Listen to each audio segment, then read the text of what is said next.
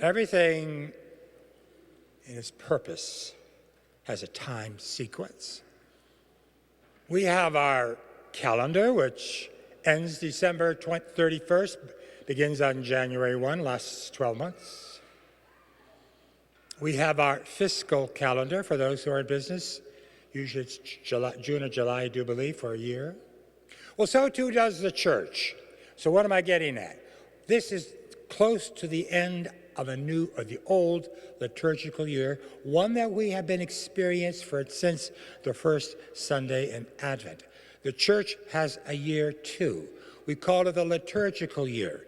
It begins on Advent Sunday, and it will end on Christ the King feast day, which is next Sunday. So we are really coming close to the end of this liturgical year. And because every liturgical year has a theme from a gospel, there are 3 gospels of which the liturgical year consists of, 1 year at a time. Let me explain. This past year that we were about to end in a couple of weeks, most of our readings came from the Gospel of Mark. When we start a new liturgical year next couple of weeks, we will go into the Gospel of Luke. After that year, we'll go to the Gospel of Matthew. The church has what is called a 3-year cycle before it repeats itself again. And every Sunday, every liturgy, either be the weekday or weekend liturgy, makes no difference. The church tells us what we are to read, the scripture passage. We do not arbitrarily pick a passage from Scripture and say, well, I'll do this Sunday. No, we don't. We are told what to read. We are given for Sundays a first reading, which is always the Old Testament.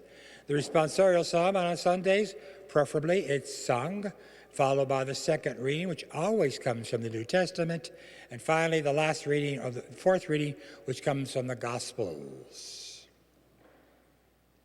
We are told what to read. We are a very structured church, I'm getting at. Very structured. We are told when to do what to read, even ideas to reflect on. So this is the 33rd Sunday in Ordinary Time, which means right now, Ordinary Time in the church's calendar simply means there's no Christmas and there's no Easter. So this is an in-between time, if you will, before the next great event, which is Christmas. So they call it Ordinary Time. We are even told what sort of vestments you will wear. When we wear green, we are in Ordinary Time. When we wear white, it's a special feast, Christmas, Easter, Feast of a Saint. When we wear purple or lavender, we are either in Advent or Lent. And red is for those who are martyrs of the church. It signifies blood. So you see, what am I getting at? What I'm getting at is our church is very structured, like every year in the calendar. We have Christmas, we have Easter, we have Father's Day, we have Mother's Day, very structured calendar. So too is the church. And as every year comes to a closure, most of the time we want to think back, what was the last year like? For example, on December 31st, all of us will reflect about the year that is just about to end. What happened? How did I grow? What did I do? Anything I want to change? Then we make sort of our New Year's resolutions. Same thing I'm hoping with the church. In the liturgical year, as you know, we are all on a spiritual journey. All of us. We are getting close. Our journey starts from the very moment we are brought into this world, brought into the community. We begin our process of journeying to Christ, to God. Sometimes there are detours and sometimes there are not. Sometimes it's smooth and sometimes, like anything, can be a rough year, could be a good year. Well, during this journey, it's good to reflect back and see just what have I accomplished in my spiritual life. What have I accomplished in my spirit? What have I wanted to do spiritually and was not able to do it? so we can ask ourselves questions. How closer did I get to God this last year?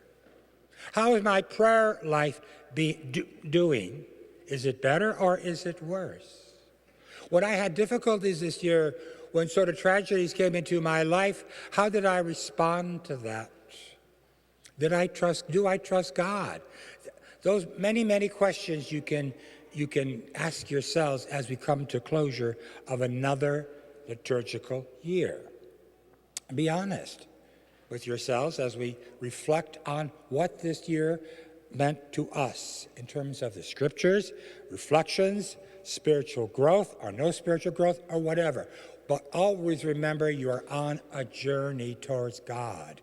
Hopefully, one day we will see him face to face. But during that process of journeying to him, we can continue to get to know him better.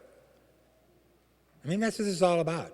How do I know my God better than I did, let's say, a year ago? How has he touched me? Or did he try and I wouldn't let him? Those personal kind of questions. I mean, we can do this or we cannot do this. I think it's important that we do. At least for me it is. Because I want to see where I grew with my God. I want to see where did I fail him somewhere.